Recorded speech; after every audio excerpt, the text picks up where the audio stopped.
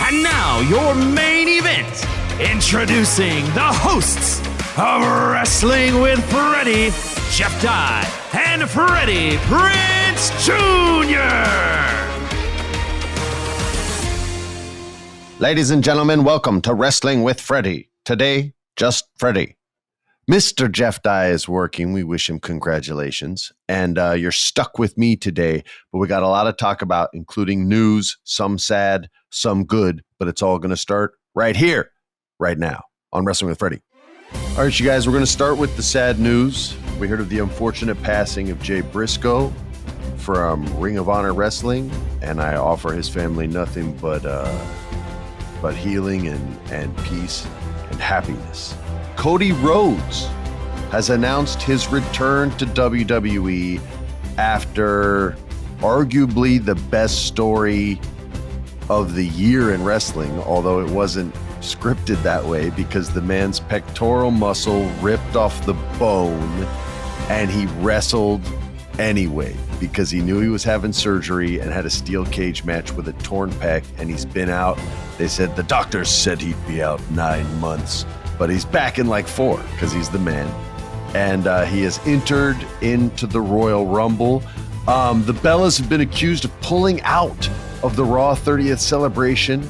And because of that, we didn't have much of a women's revolution represented on the show, but we did have a little. I would say the Bellas would refute that, as they had press events, and I know this because my wife was in New York doing press, and they were doing all the same shows she was doing. For my wife's new show coming out, Wolfpack, y'all better tune in, recognize. And then finally, on the topic of Raw 30 and all the great Monday Night Raws there are, I was hurt. And we're going to have a little story time with Uncle Freddie so that you can understand the pain that I felt when watching the opening intro after Hulk Hogan and the Mouth of the South, Jimmy Hart. They came out and the microphone didn't like Hulk Hogan. He said some things in the past that I think the microphone took issue with, so it muted him a couple times. They brought the Hulkster a new mic and the crowd loved it. This was Philadelphia. This is a heel city, and they showed out tonight. It was very anti-Philly, but I think because it was a celebration show and Raw kind of let the crowd in, especially with the DX segment, that Philly was like, all right, if you're going to let us in, we're not going to crucify everyone who walks out there. So Hogan makes his speech, and we go to this like montage of all the great moments on Monday Night Raw. You guys know what they are. Probably the best one ever, or at least my favorite one in memory. And you guys can dispute this, but it's the Shelton Benjamin Shawn Michaels Monday Night Raw match that should have been like a WrestleMania match. It was so insane, and like the greatest super kick ever delivered or received. So that's my favorite Raw moment. But more importantly, far more importantly than a Hall of Famer and soon to be Hall of Famer, you guys remember I hosted Monday Night Raw, correct? I mean, this is public knowledge. It was on the air, right? They didn't not air it. It was live. After the first time I left the company, here's the story. It's story time with Uncle Freddie. We pay for big time jingles on this show. I get a call from Brian Gewirtz, and he says, hey man, would you like to be like the celebrity GM for Monday Night Raw? Now, a lot of people had done it at this point. I think Meatloaf had done it once and took the worst RKO in the history of the RKO. You should look it up on YouTube. It's nothing on his body bends. So it's just terrible. I felt so bad for the guy. Dr. Ken, who was at AEW with us last week, and Jeremy Piven, I believe, hosted one and were the celebrity GM. Friend of the show, friend of mine, Mr. Seth Green, creator of Robot Chicken. You can still check it out on Cartoon Network. It's awesome. So this wasn't a new thing. And we always said if I could help get someone over, that would be cool. But he said, hey, we want you to do something with Randy. I said, Randy? He's way more over than pretty much everyone. Well, you don't need me for that. And he said, no, Vince asked because they're cheering him and he wants to keep him a heel. And they're trying to make him a babyface. The crowd was just loving his work so much. Even his promos, which he's much better at now than he was then, but he was still just in a zone and crushing it. The crowd was loving him, and they were hating John Cena. This was like prime time, if Cena wins, we riot signs. And you jerks didn't riot once. No guts, not a one of you. I'm like, man, I don't know, dude. They hate celebrities in the ring, man. They cheer when Seth got kicked in the guts by the bad guy. He goes, yeah, but they love you, man, because they know you worked here. And I'm like, I get what you're selling, but you're selling me something. Like, because it's thin and it's coming from Vince, not you.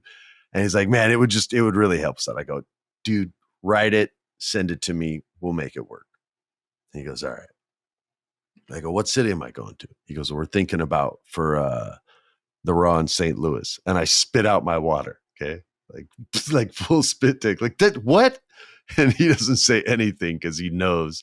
I go, that's his hometown, you jerk. They're going to cheer louder than they've ever cheered this whole run. I think it was his title run. One of many. And he's kind of laughing. He goes, I know, man, but we're going to make you like super face so that when he comes out, they're going to hate him. I'm like, oh my gosh. Well, we're just going to have fun no matter what happens. Screw it. Let's go. And so I fly out there, and Macaulay, friend of the show, former guest of the show, Macaulay Culkin, he said, hey man, let me cruise out there with you to the show. I want to see the show. I'll hang it backstage. I said, oh man, I would love for you to. So he came, a couple other people came too. I can't remember our whole group. I don't know if Kieran did or not. I think it was Mac and someone. You guys don't care. I'll shut up.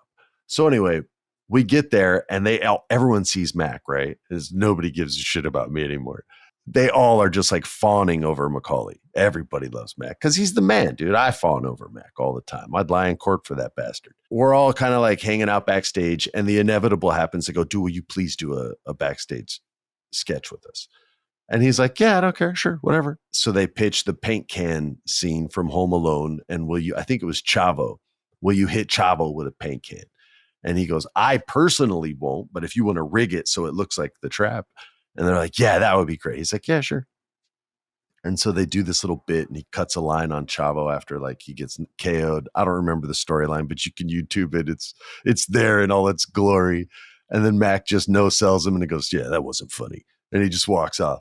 And the crowd pops a little bit, and everybody's happy.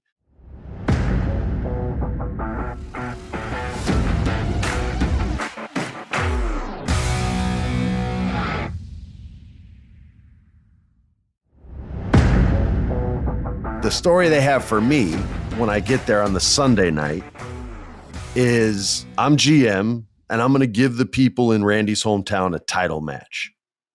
Randy Orton, the WWE champion. This is pre-Universal Championship. That's going to make everybody happy. So it's thin, right? The ice is thin. I feel it cracking, but I'm going to try to do the polar bear move where they just belly out and just kind of like scooch. If you can see on video right now, I'm like physically doing the little polar bear scooch across the ice so I don't drown. But it's thin.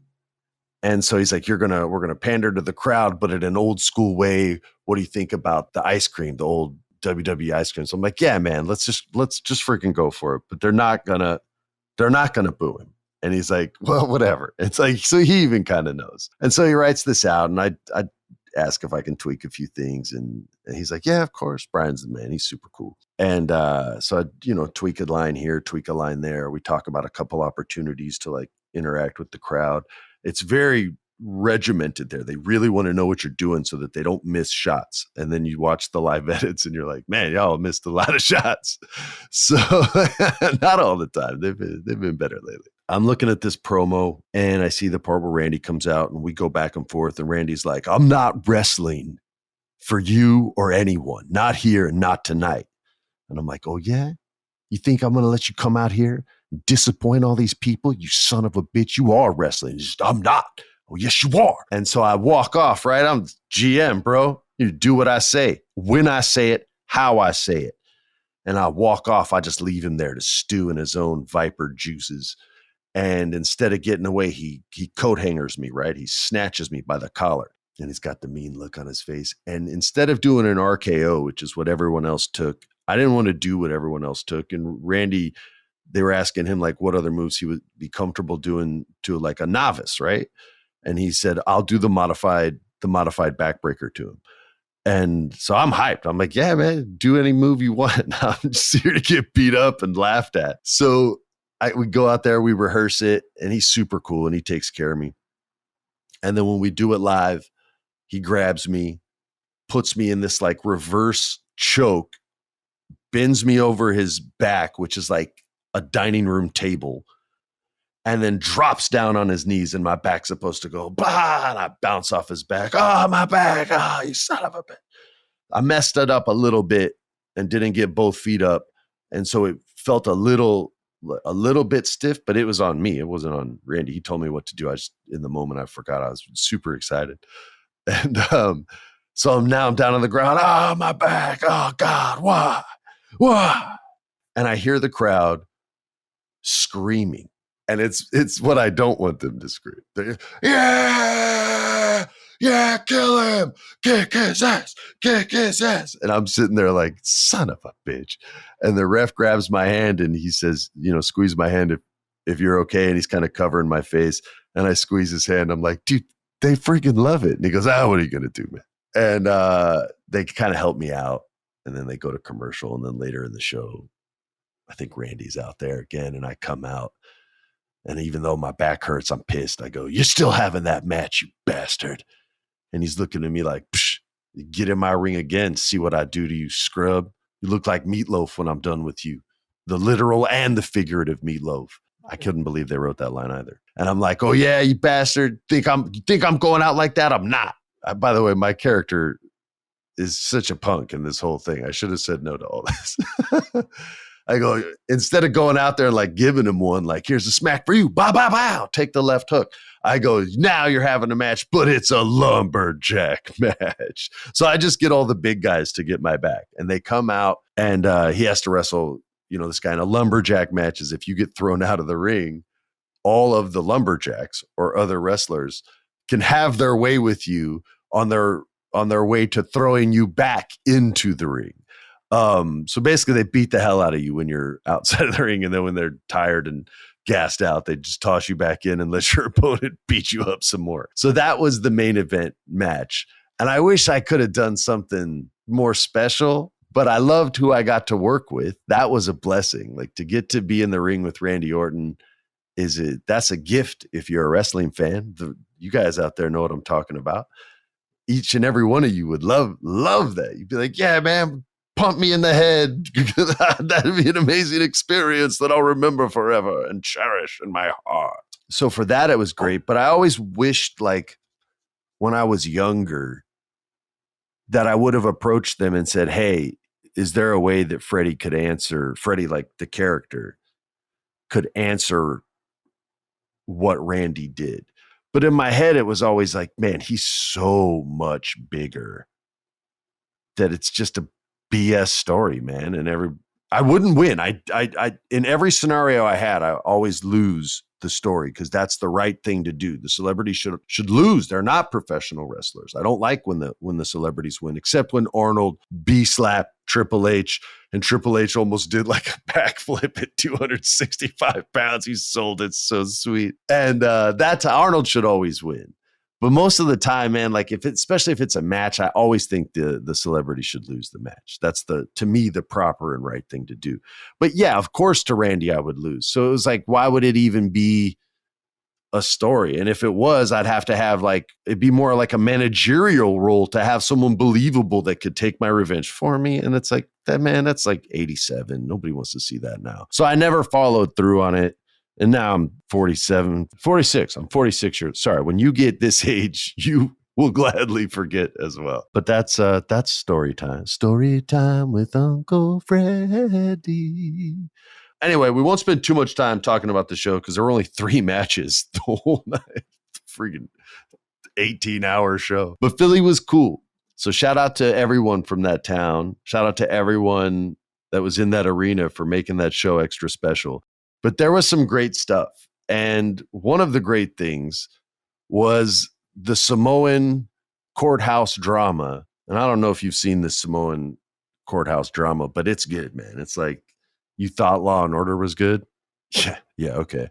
Paul Heyman has taken issue with Sami Zayn and some of the choices he's made while being a hopeful member to becoming an honorary Uce, to becoming a full-blown Uce. Let me say this first. I wish this would have felt more like actual wrestlers' court. like the stories, all the nerd wrestling fans, they call them marks. I don't even know what that means, but they're just nerds, like a Star Wars nerd, video game nerd, wrestling nerd, MMA nerd. So we're all just nerds.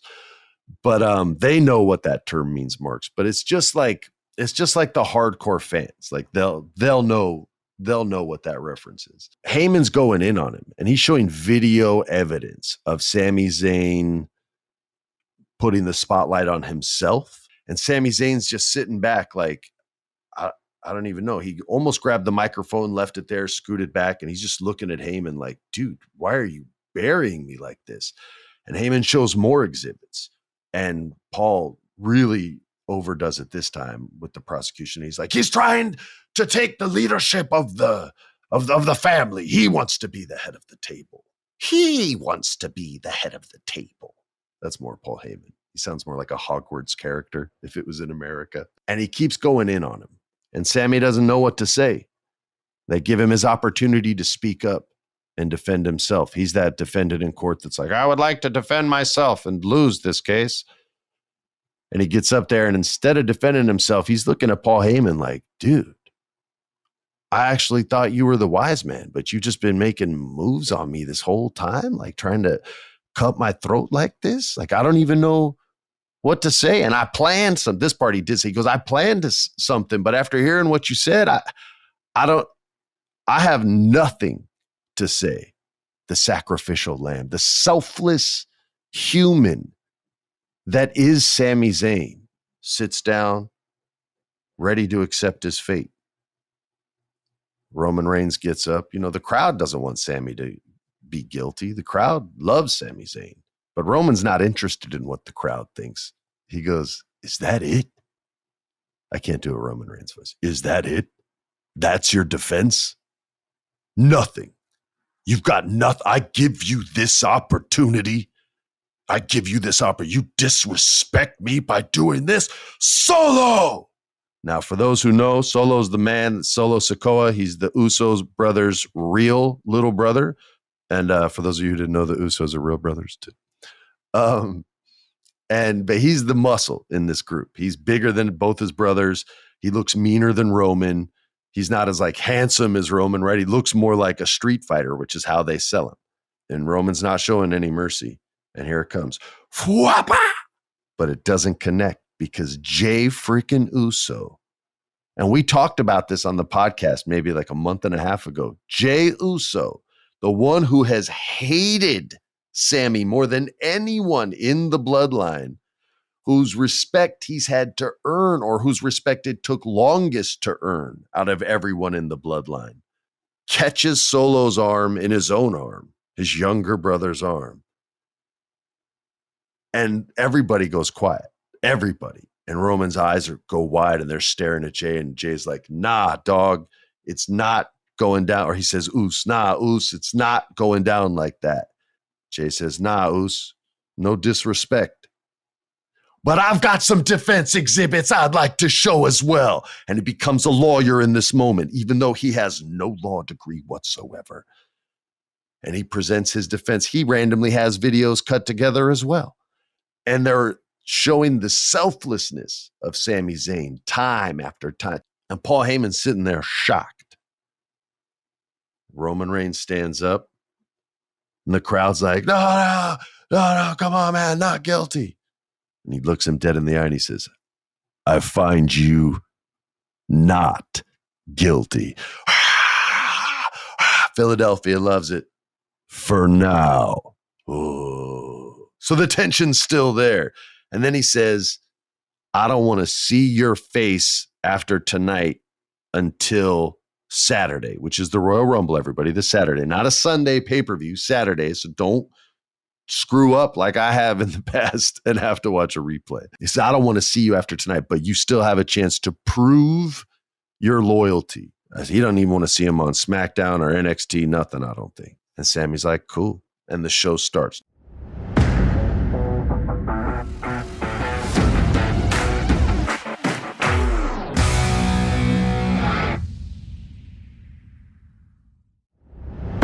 We're not going to analyze every single match, but we will get into this one. So in come the Judgment Day. Damian Priest comes out. We like Damian Priest, although Judgment Day is not doing it for me right now. And they come out and they're going to have their team go in there. And it's going to be Damian Priest and Dominic Mysterio versus our guys, the Usos, the longest reigning tag team champions in WWE history. The longest. This is my favorite of the week by far. Not the match, not the courtroom segment, just that one moment on the ramp. Okay, we got an Uso down, but I'm an Uso too. Let me get in there and go. And the whole crowd's like, let him get in there and go, Philly. They hate everyone. And they love Sammy Uso, maybe even more than me, if that's possible. And it made this whole segment awesome. Like the way the crowd, it was straight out of a Rocky movie. Like it was awesome. And I loved it. If you're looking at it logistically, you probably hate it because how is that legal to just put a fresh guy into a match where everyone else is tired? But maybe you just bracket up to champion's advantage, right? So my love affair with LA Knight continues. He talks smack to you. You love it. You eat it up. Not at the MJF level, but you eat it up. He could call you an incel and you'd still like it. It's got that voice. It's like if The Rock and Stone Cold Steve Austin had a baby. And he, instead of the hell yeah, he just goes, yeah, and just leaves it out there for you to decide what it means. And he's cutting a promo selling his match against Bray Wyatt, which is at the Royal Rumble this Saturday. Not Sunday, once again. Don't forget, Saturday, not Sunday. And he's talking smack. And it's a simple promo, but it's LA Knight, and he's able to get his personality over so he can make, a promo that's a 5, a 7. But the promo wasn't about him tonight, and he knew that. Because whose music cued? The Undertaker. And out comes the American Badass, also known as, a.k.a. The Undertaker. And he comes out on the Harley, blah, blah, blah, blah, blah, blah, blah, cruises down successfully, unlike Hulk Hogan when he tried years ago. Scrub. Can't even ride a bike. Scrub. And he pulls down there, and LA Knight's like out. He gets out of the ring. They don't even have a shot of him leaving the ring. He's just like, oh, let me bow down to the king real quick. So he gets out of the ring. Taker gets in there. LA Knight starts talking, and he's even talking some smack to the Undertaker. And then he's like, I could give you a whooping, but I'm not gonna. He starts backing out, and then boom, here comes Bray Wyatt's music, and Bray scares him with the lantern like right behind him. And now it's dark and creepy. And I can't believe they have him doing this and selling like this. And he's a grown-ass man. And he's selling, walking backwards, scared to death. And then he gets into the ring. He gets scared into the ring. It's like they've cornered the tiger, right? And now he's in the ring with the dead man. And as they say in the wrestling business and on dirt sheets everywhere, Taker gets him with the goozle. Michael Freebird would go, the goozle. And that's just when he grabs you by the throat and he's going to choke slam you. Bray Wyatt gets in the ring. They have this like eye contact moment. And then Bray kind of is like, let me handle this one, Taker. American Badass Taker. And he grabs him and gives him the sister Abigail. And that's kind of the end of the segment. Now, look, I like everyone in the segment. It's just, they're making LA Knight do too much. They're putting too much responsibility on a ridiculous concept on his shoulders. If you're going to pitch Supernatural, the onus has to be on the one that's supernatural. And then you allow LA Knight to react. But when it starts with an LA Knight promo, as often as it does, you're putting all the onus on him to paint a picture of a world that his character's not even supposed to believe in and make it believable. So it just, sometimes they shoot themselves in the foot with that. And that's kind of how I felt on this. But let's get to a segment that did work. Because here was DX, and they were short a member, mind you. They didn't have Billy Gunn, but they're out there. Triple H looks exactly the same. Like he looks younger than all of them practically. He looks super buff, tan as always, jacked, not just buff, but like jacked. You could tell like he looks in great shape, man. And Road Dogg comes in there. I'm not trying to be mean, but the first thought in my head was looking the exact opposite of Triple H. So he comes out looking, older than the rest of the group, but maybe he is. I don't know. X-Pac comes out and he looks awesome. He looks exactly the same almost. We get a special surprise and a DX hopeful. We get Kurt Angle comes out, and no, he does not suck. And they're doing their DX thing, and Kurt Angle pitches himself. He's like, hey, you know what I always wanted? I always wanted to be a member of DX.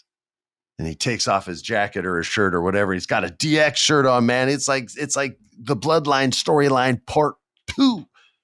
And DX can't believe it, man. But he's got to prove himself. He has to prove himself before any ideas can get pitched on how. Imperium, their weird, creepy music hits, that beautiful Jumbotron background that's just like blinding angel heaven white, and then the evil silver Imperium letters come up. I love that entrance, by the way. They come out and they're not having it. DX is through, man. Their time is done. They're old. Imperium's here now, and they're young and they're badass. And DX isn't having it, at least not the fight, because then Imperium challenges, says, now get out of here unless one of you has the guts to fight me, to fight any of us. And Triple H is like, I'm retired. I didn't even come here to fight. And Road Dogg's like, yeah, I ain't even going to say anything. And Shawn Michaels, they want the super kick. And you see Shawn Michaels even think about it. They all did something different here, which was nice. And he's like, will I? No, I'm not going to. And X-Pac's like, nah, man, I'm not messing with any of that. And then they all look to Kurt. And they all look back together. And they huddle up. And then Triple H turns around and he goes, hey, Kurt will fight you. And Kurt's like, what? I'm not trying. What are you doing? And so they have their funny, like, DX old school moment. I actually really enjoyed this segment. I thought it was funny. The last time they did the DX thing, I wasn't that into it, so I didn't spend much time talking about it. It just didn't feel as irreverent as this one did. And I just like this way, way more. It seemed like everybody had fun. So, yeah, so there you go. So that was the DX segment. And I honestly, like, I was real. The last one was just like, if it's a 1 to 10 on DX stuff, 10 being the height of DX, so we can't hit that. So the goal should be 7 or 8. I put this at a 7. Like it's an easy 7, whereas the last one was more like a 3 or a 4. But I really enjoyed the segment, and the match was fun too because they showed the old dog some love. We'll wrap up with the Miz.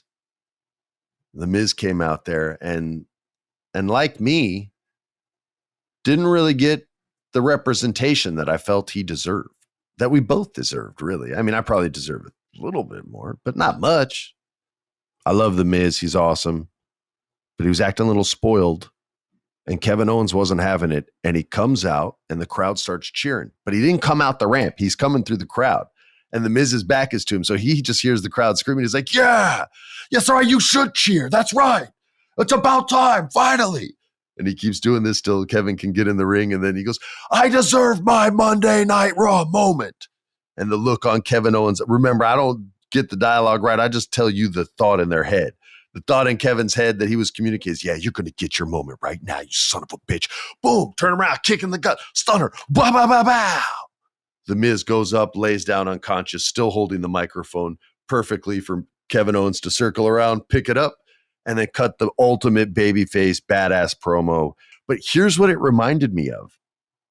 It reminded me of Bret Hart when he cut the promo on Shawn Michaels for the Playboy thing, when he's like, these people should have a champion they can be proud of. They should have a champion that shows the type of respect. That was the kind of vibe that it was in. I was like, man, it's like, I don't know if he was doing this consciously or if it's just my affection for Bret Hart and all things Bret Hart.